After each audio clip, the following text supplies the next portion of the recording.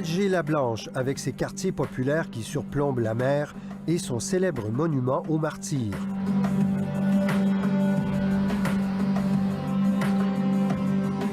La capitale compte un nouvel élément dans son paysage. Son minaret fait 265 mètres de haut. La salle de prière peut accueillir 120 000 fidèles. Cette nouvelle mosquée est la troisième plus grande au monde. Elle a coûté près de 3 milliards de dollars, entièrement payée par l'État algérien.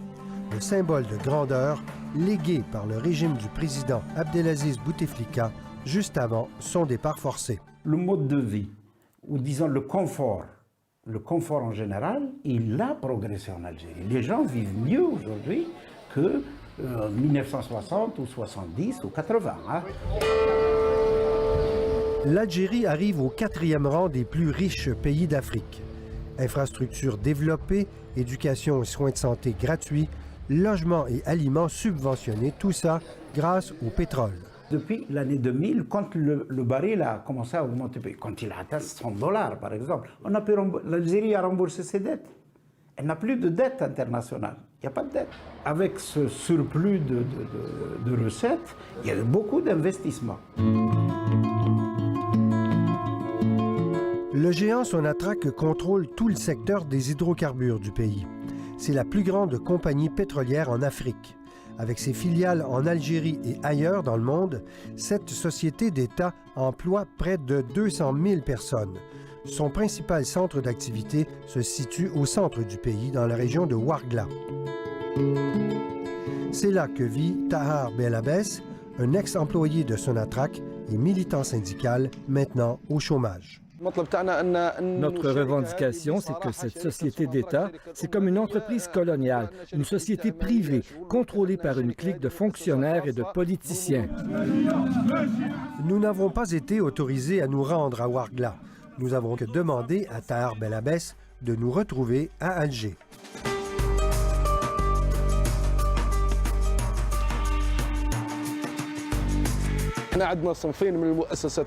Dans le sud algérien, il y a deux catégories d'entreprises. D'abord, des multinationales associées à Sonatrach qui ne se soucient pas du droit local et des sous-traitants locaux dirigés par d'anciens militaires haut gradés qui se comportent comme de vrais esclavagistes. Tahar Belabès a été congédié après avoir organisé des manifestations réclamant des emplois pour les chômeurs de sa région. La compagnie a porté plainte contre moi parce que je faisais de l'obstruction avec des jeunes. Il a été emprisonné à quelques reprises. Son passeport lui a été retiré pendant la majeure partie du règne de Bouteflika. Et pourtant, il continue à manifester. On peut venir m'arrêter à n'importe quel moment. Le pays est aujourd'hui sans dessus-dessous. L'insatisfaction générale ne faiblit pas. Le taux de chômage algérien est actuellement de 12 %. Plus alarmant, chez les jeunes de moins de 25 ans, qui forment près de la moitié de la population, il touche une personne sur 3. Chez les diplômés universitaires, une personne sur 4 est sans emploi. S'il y avait eu d'abord une bonne gestion de la rente pétrolière, réinvestie pour créer de l'emploi et de la richesse, on avait de quoi faire devenir l'Algérie pratiquement un pays autosuffisant à tous les niveaux. Aujourd'hui, on aurait un degré de développement extraordinaire. Abdelmajid Attar a été brièvement ministre sous le président Bouteflika et PDG de la puissante Sonatrach de 1997 à 2000. Il dénonce le manque de vision du régime au pouvoir, La structure de l'emploi, tenez-vous bien. mais aussi la corruption omniprésente dans le pays.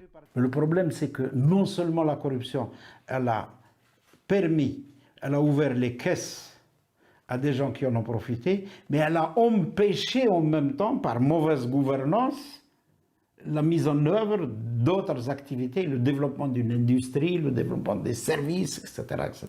Voilà. J'étais menacé de mort par un ex-ministre. Halim Fadal dirige une association parmi plusieurs qui dénonce la corruption en Algérie. On peut arriver jusqu'à 40% des fonds qui sont délapidés. Il n'est pas le seul à le dire, la culture du pot de vin est présente à tous les niveaux. S'il y a des passations de marché, il y a des pots de vin. S'il y a recrutement, il y a des pots de vin. Chaque acte, il est devenu une transaction qui est entachée d'actes de corruption. Le tourisme est un exemple éloquent des effets néfastes de la corruption sur l'économie du pays.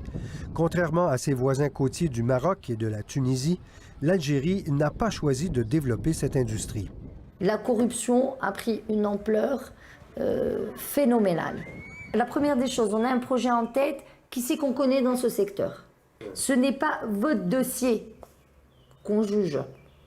C'est la personne qui vous êtes et votre relationnel et l'argent que vous pouvez avancer. Cette agente de voyage ajoute que la très lourde bureaucratie et les déficiences du système bancaire algérien parviennent à décourager les promoteurs les plus motivés. C'est aberrant de devoir attendre 1 an et demi avant d'ouvrir un restaurant. Sauf si vous connaissez quelqu'un, parce que bien sûr, si vous connaissez quelqu'un et vous glissez voilà, une petite enveloppe, ça va aller bien plus vite. Il faut des lois strictes. Il faut une bonne gouvernance, il faut que chacun sache ce à quoi il a droit et ce à quoi il n'a pas droit. L'avenir économique de l'Algérie reste à écrire et l'exercice est en cours. Les militants pour le progrès social comme Tahar Belabès constatent que leur cause est maintenant portée par un vaste mouvement populaire qui réclame au préalable le départ de la classe politique au pouvoir. Sylvain, on voit bien la difficulté pour l'Algérie de diversifier son économie. Alors, on en est où? La situation financière du pays, on est où? La situation financière du pays est très, très mauvaise parce que ses revenus baissent d'année en année, parce que depuis la chute des prix du pétrole, des prix mondiaux, évidemment, les revenus baissent énormément. Et comme c'est un pays qui dépend presque exclusivement du pétrole, bien, ces revenus n'arrivent plus à couvrir les dépenses importantes sociales qui existent en Algérie depuis toujours.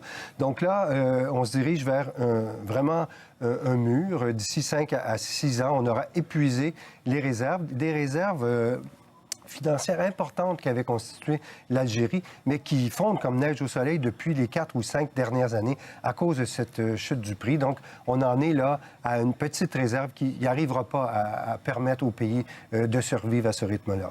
Et les réserves d'hydrocarbures, elles, est-ce qu'elles sont viables à long terme ou pas? Alors, les réserves de pétrole diminuent. Et l'extraction diminue aussi parce qu'on n'a plus les techniques pour aller le chercher là où il se trouve, il est plus loin.